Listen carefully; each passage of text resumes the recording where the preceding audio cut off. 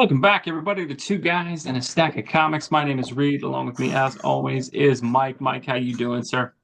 I'm doing good, Reed. I've got three stacks for you. How's that for Three bringing stack. the You're stacks? you're beating me on the three stacks. And they're older comics, I believe. So you probably have better comics than I have here in my stack that we're gonna I go don't know through. about that, but we'll see. It is our weekly What is in the Stack. Mike and I are just going to run through the big releases that came out this week, give our thoughts on it. We'll have a couple issues we'll highlight at the beginning, and then we'll run through some of the ones that we really enjoyed for the week. We're going to start in a weird place again. And man, I would love to start one of these talking about a huge book like Uncanny X-Men or Amazing Spider-Man or even the main Batman title in a good light. It just doesn't seem like we're going to be able to do that with the creative decisions that are going on right now. And Not that's this week. Maybe next week. We'll start with Amazing Spider-Man #2. This is Joe Casey with Pepe Larraz on the art. And I want to say before I talk about anything, I actually think Pepe Larraz is doing a really good art. I think he is going to be a very good Spider-Man artist. The plot of this comic is not awful. It's a lot. Peter's been kind of drugged, and so he's seeing hallucinations, and so he's acting out of sorts. And so there could be some of what we're going to talk about related to that. I don't believe that's what they're going for. But what we want to talk about with this Spider-Man issue, and this is just a continuous thing that we see happening. It's the redefining of Peter Parker's character at times. And one thing I want to make sure, Mike and I have talked about how we want Peter Parker to evolve a little bit. Peter Parker should grow. Peter Parker should change. And so on one hand, they're at least giving him a job in this book, which is kind of interesting. But to do this, they have now given him this friend from when he was in middle school. I believe his name is Brian Naring in the book. And in the book, there's flashbacks of Peter's childhood. And in this, you've got just some weird choices in that early on, they kind of show Peter hanging out with this guy, and I'll kind of hold it up as much as I can. They show Peter and him are looking at what appears to be like a Playboy kind of mag. Obviously, they don't show that, but they show Peter in a little bit of trouble there. They also, and that's not a huge thing. I mean, like that's a middle school adolescence thing, sure. The other weird one, they have Peter as a kid stealing beer and running from the What? cops. Peter doesn't Um, steal beer. And so that's a little bit what I'm talking about. And again, I don't want to trash the entire issue simply because of that. I do think there's some cool action scenes in it. They're through like Peter hallucinating, but art's well done. I think when we actually get to the plot, there's some interesting things. Joe Casey's connecting this to his Deadpool and Spider-Man run that he did for about 40 issues a couple years ago. I think there's some interesting developments happening overall. But what we want to talk about this is the character of Peter Parker in that I don't know, Mike, it strikes me as weird to start throwing that kind of stuff in because Peter was always seen as he was presented in his original thing. Yes, he had a chip on his shoulder. He was a little bit of a kind of a jerk with a superiority complex, and that's sort of what led to the whole great power, great responsibility moment with Uncle Ben. But now we're throwing him as a teenager running from the cops and stealing beer and being like a teenage troublemaker in there. How does that hit you as I know you have been out of the Spider-Man realm for a while in terms of reading the book, but you're a pretty big Peter Parker fan. How does that hit you with then adding things like that to Peter's background? I could see the original Peter Parker being a prankster, like Mhm. maybe whipping up a batch of some kind of chemical concoction and Yeah, surprising his friends or enemies at school, getting back at him for this and that because he is kind of like a little bit of a smart aleck, very sure. intelligent young kid. Um, I don't know. I can understand the concept of let's take Peter back to before he was Spider-Man and let's try and rebuild from there. I can kind of understand that because they want to get at some areas of Peter's life that really haven't been explored. But I feel like you got to stay true to the character, and he's pretty much or always was, to my knowledge, a Law and Order kind of character, and always did the right thing. And I don't think he would have been stealing beer when he was 12 years old. I just Yeah, don't there's a see it. social outcast element to Peter that was a huge part of who the character was. And that's the weird Yeah. thing with this. I mean, and I'm sure they'll do some sort of thing that this guy moved away or something like that. But Peter was such an outcast in school. That's what kind of was the whole thing of he was puny Parker and people making fun of him and oh, he's a And bookworm. that's why we loved him. That's That's what kind of why you liked Peter is he was looked down upon by his classmates. Even he if was you more like were, us. yeah, he felt like the outcast, like the outsider. And it's a similar thing in that, like, we'll talk about another comic here in a second. They did this thing about 20 years ago when they wrote the comic book Hush, where they added the character of Tommy Elliot as like a childhood friend of Bruce Wayne's. Which, while that comic book is great, I only struck me wrong that like Batman just had this childhood best friend who we're meeting now, and it's like that's very weird, and that like that doesn't seem to have been consistent with Bruce Wayne's life. And I think this is a weird thing they've done with Peter in that Peter was a loner. Peter was isolated. We're seeing this in a lot of mediums now, where in the Spider-Man movies, Ned's his best friend and MJ is his friend in high school. And so in high school, he's got a nice little group of friends. The cartoon Friendly Neighborhood Spider-Man added in Nico Minoru as his childhood best friend and his partner in crime and all these things. And every time now someone finds out he's Spider-Man, they become like Team Spidey.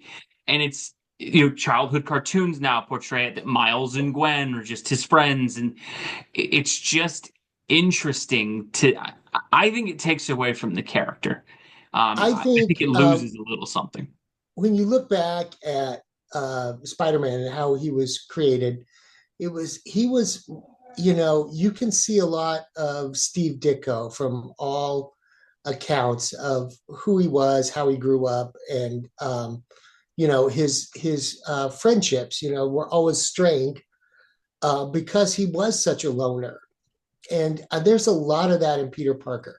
And Stan jazzed it up a bit and made it some more palatable, but his core is very much Steve Ditko. You could see like Steve had the round glasses, and he was kind of the outcast, kind of a loner.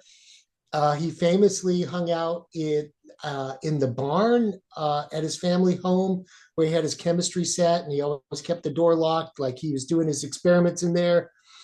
And that's just the kind of guy that Steve was. And it always makes me smile when I read those older stories. Now that I've learned, more about Steve over the years, this was really, this was really kind of him in a lot of ways. And Stan did the genius thing of bringing the dialogue up to par to where everybody just loved it. But we loved Peter because he was who he was. And us comic book readers could relate to him because he was who he was, because we were a lot like that too. We weren't real popular in school. We read comic books. We liked to daydream about superheroes and Yeah. science fiction and all this kind of stuff. And that's who Steve Ditko was. And that's who Peter Parker was. When you try and pull him out, and do something new with them, like they did in the cartoon. Like he's this popular kid, and everybody knows him. Yeah. The jocks want to hang out with him. The hot girls want to hang out with him. That is not Peter Parker at all. And it strikes me like this would be a great, Elseworld story, like maybe another universe. Like Miles Morales could be that kind of kid, hanging out with the jocks, the girls like him. That's a Miles Morales story because he's has a little more social skills than Peter Parker did. But that you can't try. It's a difficult reach to try and put that into Peter Parker when we've grown up with Peter Parker for 70 years like this. We know who he is. The movies generally get him pretty right. It's just out of character. So it feels kind of wrong. Struggle with like the soul of the character. And it reminds me of like the CW where there was like Team Flash and Team Arrow. And Yeah. it took away from those characters because it started with like Barry and Oliver Queen on those shows were really capable, smart people who could get things done. And then by like 3 seasons later, it's like Oliver can't even figure out how to put the arrows in his quiver without Felicity telling him what to do.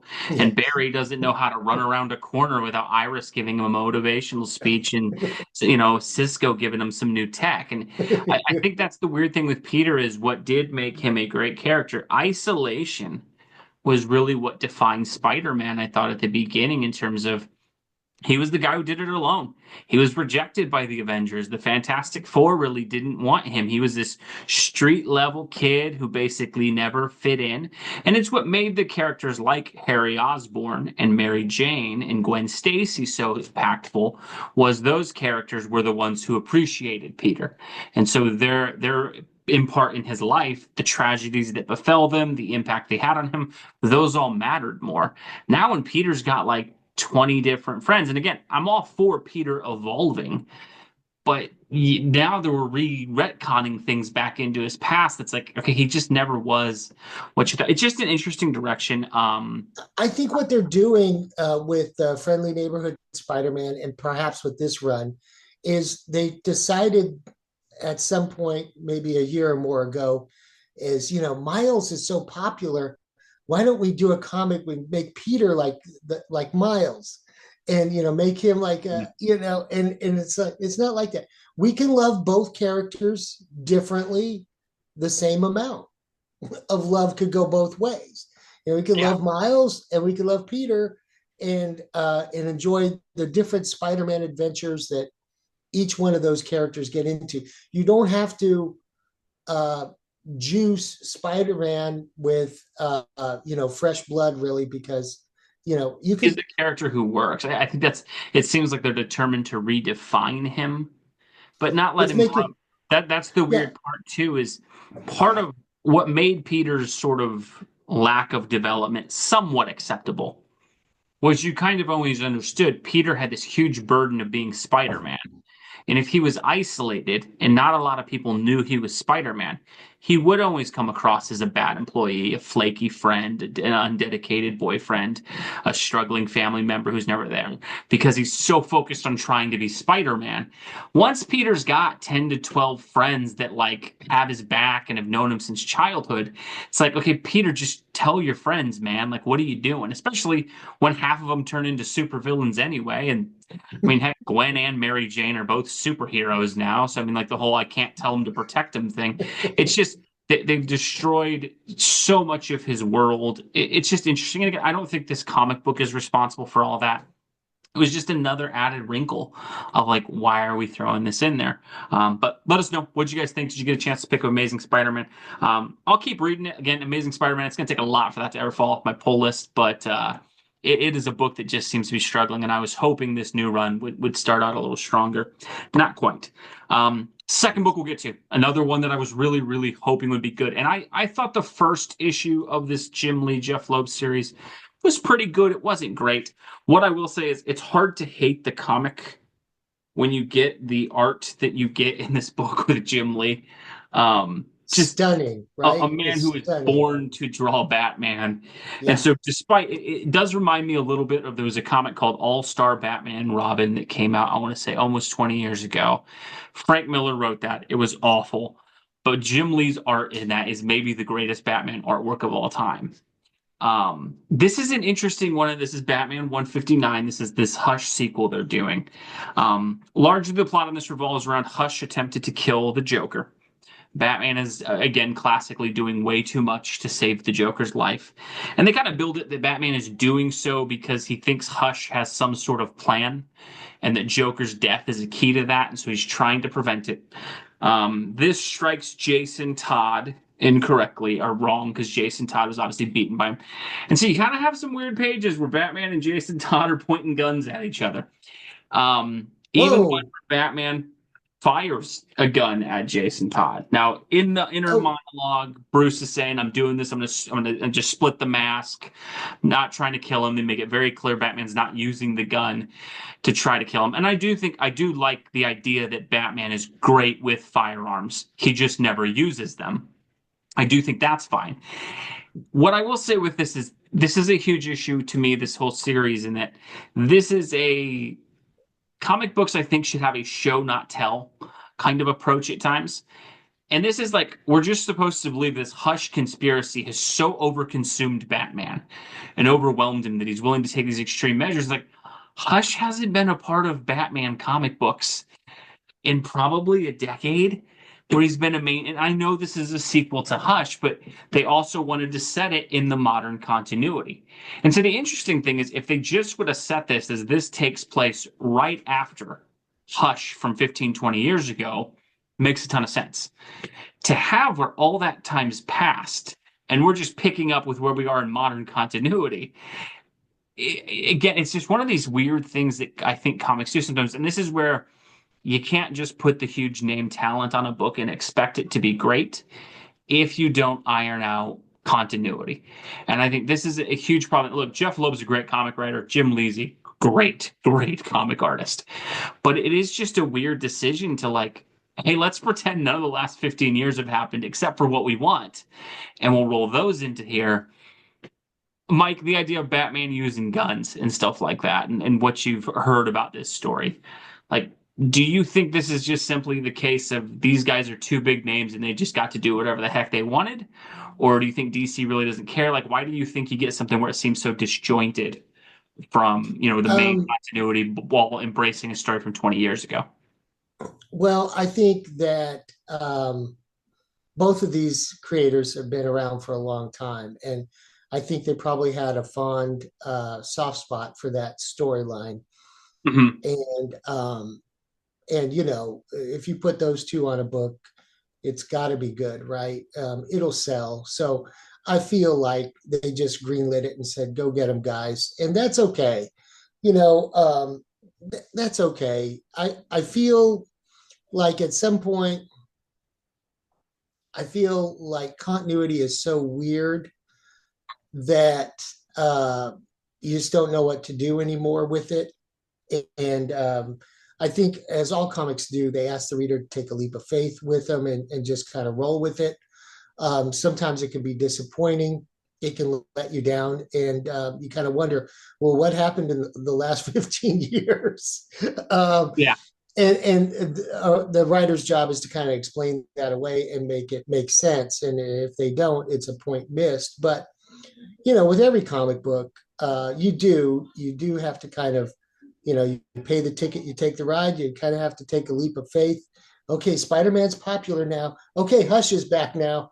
And just go with it. Either you're going to like it or you're not. But sometimes I think, the continuity is so screwy, and you give a project like this to two masters and they want to do it. And, sometimes I think they thumb their nose at continuity and just go for it and hope the readers enjoy the ride. What I will say is I can't hate it because, man, the artwork is just so good in the comic book. What I'll say is there's a part of me that kind of respects that maybe they're just, if I thought this was their intention, that they were like, what the heck with it, man. We're just kind of ignoring the last 15 years and I almost respect that because in all honesty, that was, one of the highlights of Batman the last 20 years. So when you get to their level of expertise, sometimes you just gotta, let them do it and give them their earned credit and respect and trust that they'll put out a good book. Yeah, I think it's interesting. I have seen really negative reviews on both of those books for Amazing Spider-Man and Batman. What I would say for Batman and 159, I think it's different than Spider-Man. I would encourage you, if you're a Batman fan, to check it out. You may not love all the events, the characterization. The artwork is great. And I do think, what I will say is, despite some of the action seeming a bit extreme, this does seem consistent with who Batman has been, according to Jeff Loeb and Jim Lee. While I don't love the Batman going to such extremes to save the Joker's life, I do at least admire. It's always a thorn in everybody's side, right? Yeah.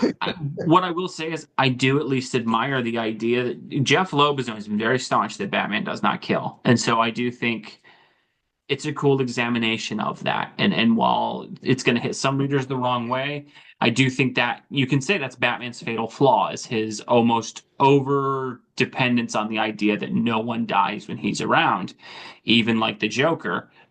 I think it's interesting. And I think, again, one of the cool things you could look at it is a kid who was scarred by death at that age left such profound impact on him that he cannot let anyone knowingly die. And so I think it's an interesting thing. I would encourage folks to check those two out. Obviously, everyone's entitled to their own opinions on them.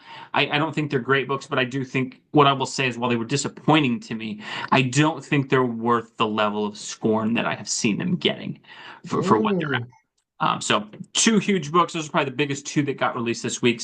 I'm actually going to go in and talk about three books that I thought were really, really good this week. And I will probably do a longer form video on this book. Sabretooth #5, The Dead Don't Talk. This is the end of this Sabretooth miniseries. I'm just going to flat out say this, folks. This is a book that's not getting enough attention. I will probably do a longer form video with Mike on this series. How did it wrap We up? talked Did you very like the way it negative about ended? the X-Men. This is a series set in 1920s Marvel, basically the Oh, gangs of New York sort of thing. Sabretooth essentially is trying to take over the underworld. There's a lot of really cool connections that they kind of explore what would 1920s Marvel look like. So you have characters connected to like Kunlun from where Iron Fist is from. You have like Anton Vanko's descendants, like the Iron Man villains. You have Wilson Fisk's descendants. You have Mr. Sinister who's around. It's really set in this cool 1920s setting. What I thought was great about this book, and we have criticized X-Men a lot, I would say right now this is up there in my top 2 or 3 books for the year, and it sadly is done. This book reminded me of a great 90s comic book series or an 80s comic book series. It's 5 issues, it's self-contained. It does a lot of things really well, but what I loved about it, it is chock full of action, fun dialogue. It's set in a cool setting. You get some really brutal, no holds barred kind of fights between him and this character who's possessed by one of the Egyptian gods in the same sense of like Moon Knight that was really cool. And what I liked about it was Sabretooth is a great, great villain. What I have bemoaned a little bit is they have let characters like Wolverine and I think Deadpool lose their edge a little bit in the last couple of years. Sabretooth, because he's a villain, which strange is, they let him still act in character because they're not polishing him up. And so right. it's interesting is he's always been such a good villain because he's brutal and he's like a very dark side flip of Wolverine, but there is always the sliver of humanity in Sabretooth. And so this comic, folks, if you just want something a little bit of a lot of action, cool dialogue, fun scenes, great setting, a little bit of romance, a little bit of intrigue, great, great comic book series. I would recommend this. Is it going to change your life? Is it going to be like a comic you remember 20 years from now? Probably not. But I see a lot of people talk about they just want the escapism. They just want comics to be comics. This is a comic that remembers that. I think it's Frank Thierry and Michael Maria on the art. Fantastic series. We will do a longer breakdown video on this. I want to highlight it and kind of have it. Mike, I'm going to have to let you borrow all 5 issues and read it. It is a great look at Marvel and what I I'm think they looking can do forward to more it. of. Great stuff. Basic, again, Sabretooth in the plot of Gangs of New York in the Marvel Universe.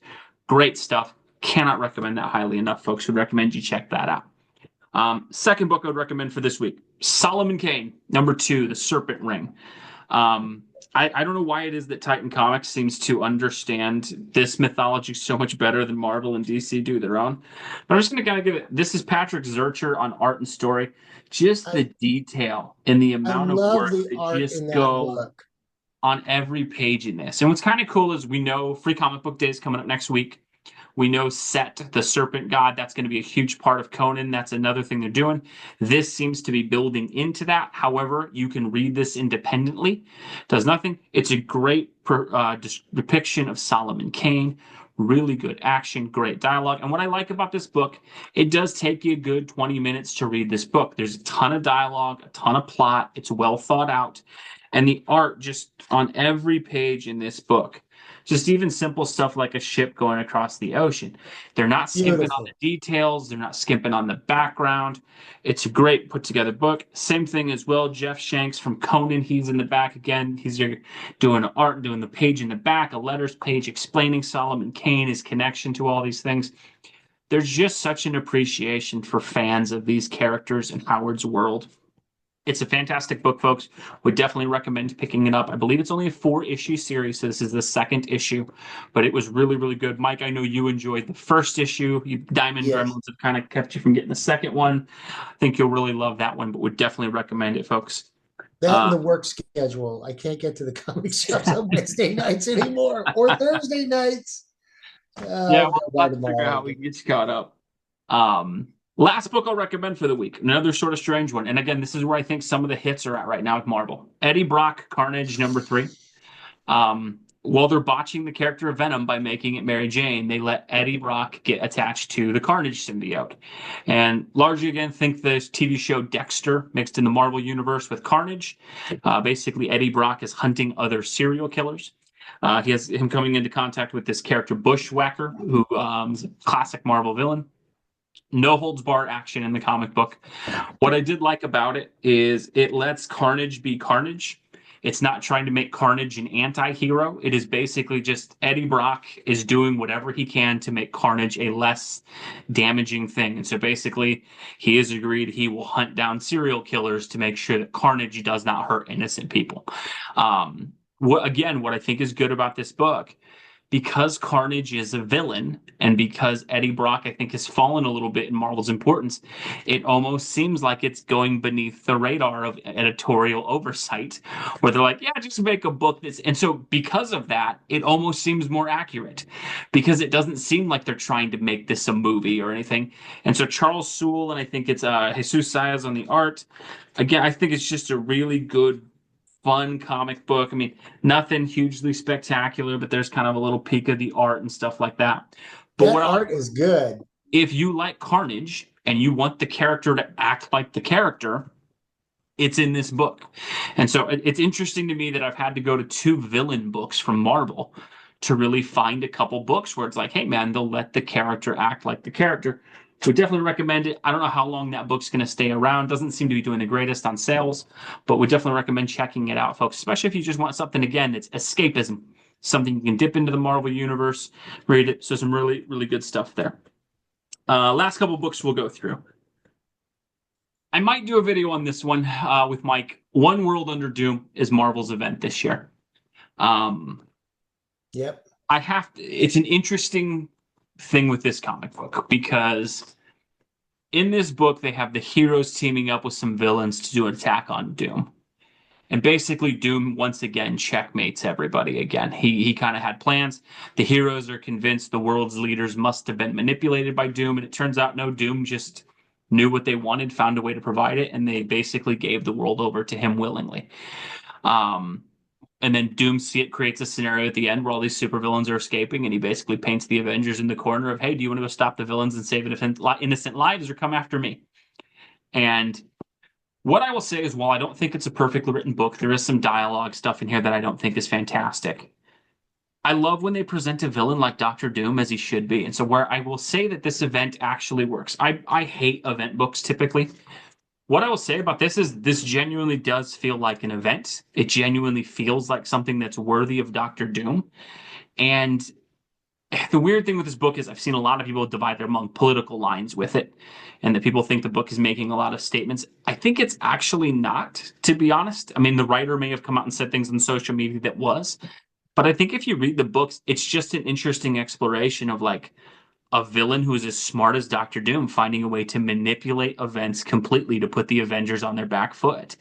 And I think it's kind of cool to watch him checkmate the characters like that. And that one of the things I think is interesting is we've talked for years on here about how when they do these events, they don't set things up where the plots seem like something the heroes should have dismantled in like 5 minutes, but because it's an event book, it goes for 7 months.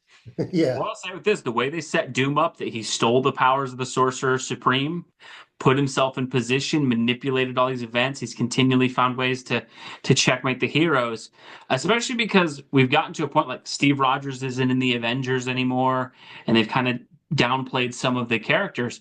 It actually sort of works that like because you have Captain Marvel leading the Avengers, she's got no chance of overcoming Doom initially. And I don't know if that's the point the writer's making. I'm sure it's not.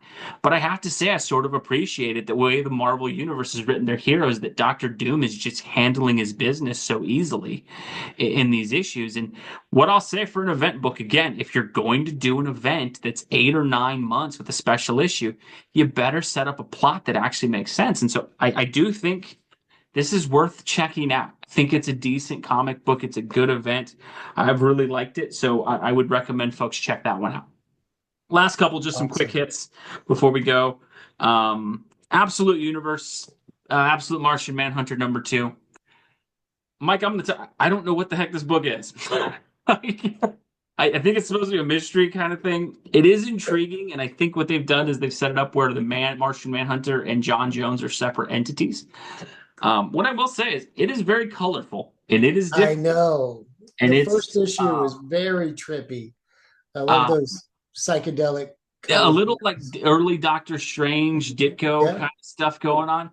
yeah. I I can't say I love it. I can't say I hate it. I really don't know what the heck is going on with most of it. And it's not that I'm confused by the plot. It just kind of seems to be everywhere.